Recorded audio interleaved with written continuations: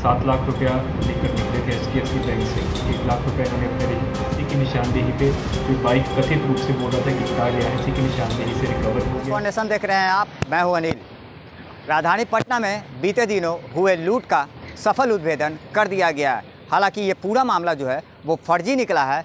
वहीं पुलिसिया छानबीन में पूरी तरह से इस मामले का उद्भेदन करते हुए पटना के SSP मानवजीत सिंह ढिल्लों क्या कुछ कह रहे हैं, आइए सीधे सुनवाते हैं। थाना क्षेत्र में लूट हुआ था, क्या कुछ अपडेट है उसमें? 29 तारीख को एक वादी हैं मनोज कुमार, जो कि मूल रूप से तलहारा थाना क्षेत्र नालंदा के रहने वाले हैं और यहाँ पर रामकृष्ण नगर में रहते हैं, खेमूचे। इनके द्वारा प्रतिवेदित कराया गया था कदमकुआं थाना में। तकरीबन 12:30 बजे ये बैंक से 7 लाख रुपया लेकर निकले थे HDFC बैंक से। 1 लाख रुपया इन्होंने अपने पत्नी को दे दिया था और रास्ते में जब ये जा रहे थे तो 4 अपराधकर्मी जो मोटरसाइकिल पर आए थे, उन्होंने पिस्टल भिड़ा के इनसे 6 लाख रुपया लूट लिया। उसके बाद यहाँ पे कदमकुआं थाना में कांड को प्रतिवेदित किया गया और उसका अनुसंधान प्रारंभ किया गया। जब अनुसंधान शुरू किया गया तो सबसे पहले जब इनसे बयान लिए गए तो बयानों में काफ़ी विरोधाभास था। उसके बाद मूल रूप से तलहारा थाना का रहने वाला है मनोज कुमार जो वादी है। इसका आपराधिक इतिहास पता किया गया तो पता चला कि 3 बारी कंगरसराय और तलहारा थाना से चोरी के केसेस में जेल जा चुका है। इससे शक हुआ। उसके बाद जहाँ पे घटनास्थल पे इसने बताया था, वहाँ पे आसपास से लोगों से भी पूछा गया तो किसी ने भी इस चीज़ का पुष्टि नहीं किया। फिर आसपास का जितना भी CCTV फुटेज है उसका एग्जामिनेशन किया गया तो पता चला कि जो बाइक है वो उसी बाइक पे इसका अपना भगना लूट होने के बाद अपना भगना और अपनी पत्नी उसी बाइक से आगे जा रही है। उसके बाद इसको हिरासत में लिया गया, इससे पूछताछ किया गया तो इसने सारी कहानी बता दी।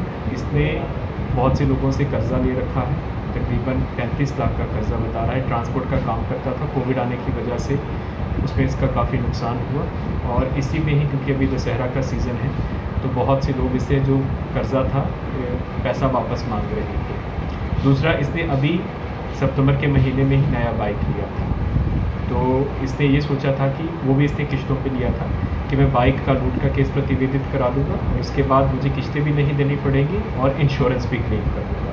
तो इन दोनों पर्पस से कि एक तो कर्जदार जो पैसा मांग रहे थे उनको बोलूँगा कि मेरा तो पैसा लौटा गया है, मुझे पैसा वापस नहीं देना पड़े, और दूसरा बाइक ये इस्तेमाल भी करेगा और इंश्योरेंस भी क्लेम करेगा और किश्तें भी नहीं देनी पड़ेंगी। इस प्रयोजन से इसने ये गलत सूचना दे के यहाँ पे कांड को प्रतिवेदित कराया।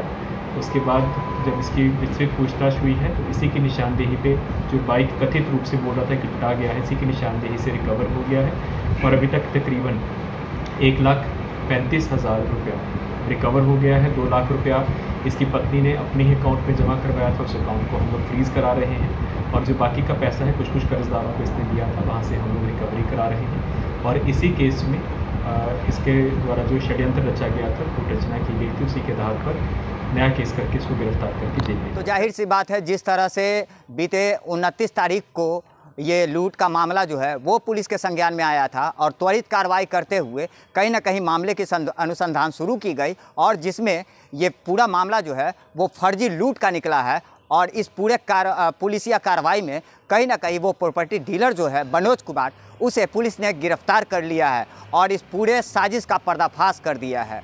तमाम ऐसी छोटी बड़ी खबरें से जुड़े रहने के लिए देखते रहें न्यूज़ फॉर नेशन।